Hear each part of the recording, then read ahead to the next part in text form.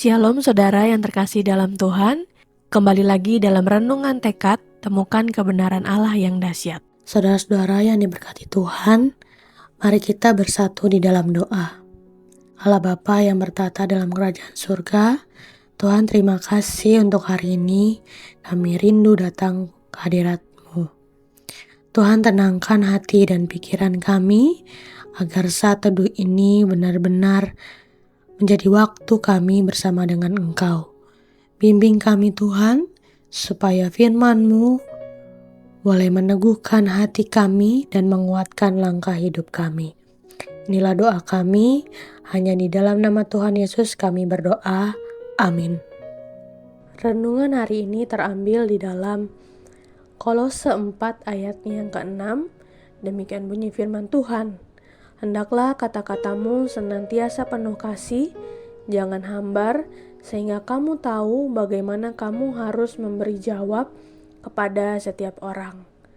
Saudara-saudara yang dikasihi Tuhan, suatu hari seorang ibu menyiapkan makan malam untuk keluarganya.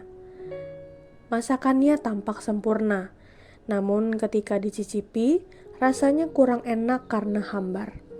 Setelah ia menambahkan sedikit garam, semuanya menjadi lezat. Salah satu anggota keluarganya pun berkata, "Ternyata sedikit garam bisa membuat semuanya jadi enak." Saudara, kalimat sederhana ini menggambarkan kebenaran rohani. Demikian juga perkataan kita.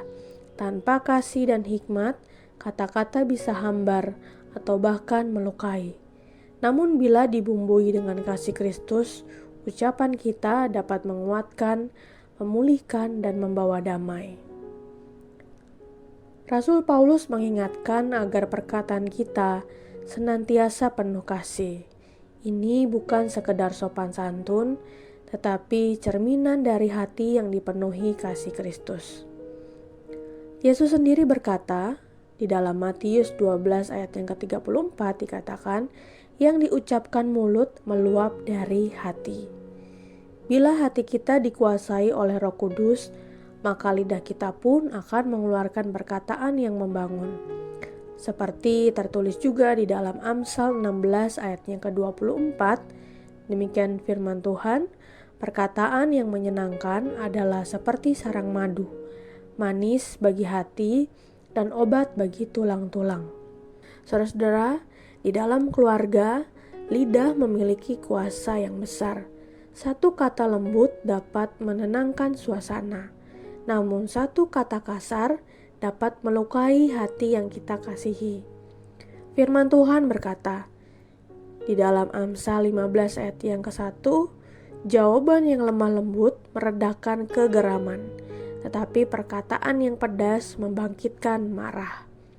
Karena itu, biarlah setiap anggota keluarga menabur garam kasih dalam ucapannya agar rumah dipenuhi damai Kristus.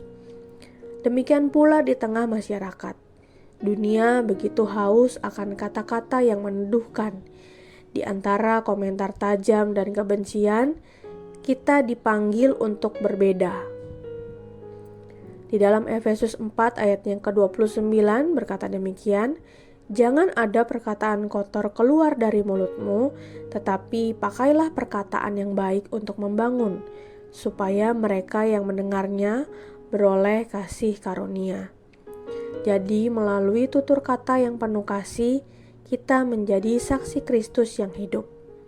Amsal 18 ayat 21 juga mengingatkan bahwa hidup dan mati dikuasai oleh lidah. Saudara-saudara, karena itu marilah kita berhati-hati dengan setiap perkataan. Biarlah setiap kata kita menjadi garam yang memberi rasa surgawi, menyebarkan kasih, penghiburan, dan pengharapan. Ketika mulut kita dipenuhi kasih Kristus, dunia akan merasakan kehadirannya melalui hidup kita. Mari kita bersatu di dalam doa. Bapa yang penuh pengasih, kami bersyukur untuk saat teduh kami hari ini. Firman-Mu kembali mengingatkan kami untuk memakai tutur kata kami dengan baik. Tuhan tolong kuasai lidah dan perkataan kami, di setiap harinya, agar apa yang keluar dari mulut kami boleh membawa damai, boleh membawa sukacita, boleh membawa ketenangan bagi orang-orang di sekitar kami. Mampukan kami Tuhan untuk menjadi orang-orang yang menyebarkan kasih melalui perkataan kami. Inilah doa dan kerinduan kami, hanya di dalam nama Tuhan Yesus kami berdoa. Amin. Saudara yang terkasih, jika saudara memiliki pokok-pokok doa yang dapat dibagikan kepada kami untuk kami doakan, saudara-saudara bisa mengisi pada link deskripsi dari tayangan ini atau men-scan barcode yang ada di tayangan ini. Kami akan mendukung di dalam doa untuk setiap pokok-pokok doa yang ada. Dan jika saudara-saudara diberkati melalui kebenaran firman Tuhan hari ini, silahkan bisa dibagikan tayangan ini kepada siapapun yang saudara rindu untuk mendengarkannya. Selamat melakukan firman Tuhan yang dahsyat. Tuhan Yesus memberkati.